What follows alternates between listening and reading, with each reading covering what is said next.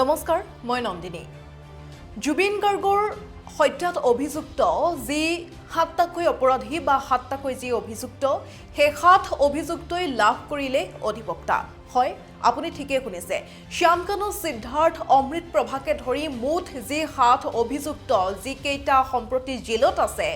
কাৰাবন্দী সেই অভিযুক্ত কেইটাই অধিবক্তা লাভ কৰিছে যেহেতুকে উকিল সমাজে বা অধিবক্তা সমাজে এক সিদ্ধান্ত গ্ৰহণ কৰিছিল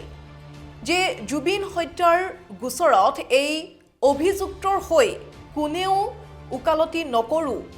এনেদৰে এক সিদ্ধান্ত লৈছিল কিন্তু ইয়াৰ পাছতো দেখিবলৈ পোৱা গৈছে যে এজন অধিবক্তা ওলাই আহিছে এজন অধিবক্তা ওলাই আহি উকালতি কৰা দেখিবলৈ পোৱা গ'ল এই সাত অভিযুক্তৰ হৈ গতিকে সেই অধিবক্তা গৰাকীনো বাৰু কোন সেই অধিবক্তা গৰাকীয়ে উকিল সমাজে এই সিদ্ধান্ত গ্ৰহণ কৰাৰ পাছতো কিয় ওলাই আহিল এই সাত অভিযুক্তৰ হৈ উকালতি কৰিবৰ বাবে সেই বিষয়ে আজি আমি সবিশেষ জনাম সেই অধিবক্তা গৰাকীৰ নাম হৈছে ধ্ৰুৱজ্যোতি দাস নামৰ এগৰাকী অধিবক্তা যিগৰাকী অধিবক্তাই এই সাত অভিযুক্তৰ হৈ উকালতি কৰিছে যেহেতুকে জুবিন গাৰ্গৰ বিষয়টো খুবেই এটা গুৰুত্বপূৰ্ণ গোচৰ লগতে খুবেই এক আৱেগিক গোচৰ আৰু জুবিন গাৰ্গকে ধৰি এনে বহু আসলতে স্পৰ্শকাতৰ গোচৰ আছে বহু গুৰুত্বপূৰ্ণ গোচৰ আছে বা আৱেগিক গোচৰ আছে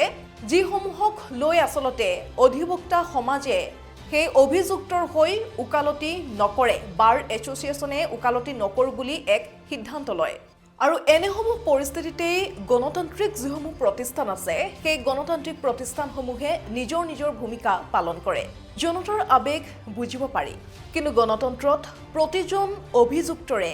ন্যায়সংগত বিচাৰৰ অধিকাৰ আছে ভাৰতীয় সংবিধানৰ অনুচ্ছেদ 22 আৰু 39A অনুসৰি আইনগত সহায় লাভ কৰাটো অভিযুক্তৰ মৌলিক অধিকাৰ সেয়েহে যেতিয়া ব্যক্তিগত উকিলসকলে উকালতি নকৰাৰ সিদ্ধান্ত লয় বা উকালতি কৰিবলৈ অস্বীকাৰ কৰে তেনে সময়তে আসলতে আদালতে জিলা আইনগত সেৱা প্ৰাধিকৰণ DLSক নিৰ্দেশ দিয়ে DLSে আইনগত সেৱা প্ৰাধিকৰণ আইন 1987 অনুসৰি কাম কৰে ই এখন স্বতন্ত্ৰ আইনগত প্ৰতিষ্ঠান যাৰ লক্ষ্য হৈছে আইনগত প্ৰতিনিধিত্বৰ অভাৱৰ বাবে যেন ন্যায় ৰৈ নাযায় আৰু DLSে নিজৰ পেনেলৰ পৰা এজন যোগ্য অধিবক্তাক নিযুক্তি দিয়ে কিন্তু তাৰ মানে এটো নহয় যে যিগৰাকী অধিবক্তাক নিযুক্ত কৰা হৈছে বা নিযুক্ত দিয়া হৈছে সেই অধিবক্তা গৰাকীয়ে যে অপৰাধক সমৰ্থন কৰে বা অপৰাধীৰ সমৰ্থনত যে থিয় হৈছে তাৰ মানে কিন্তু এয়া নুবুজায় ইয়াৰ অৰ্থ আইনৰ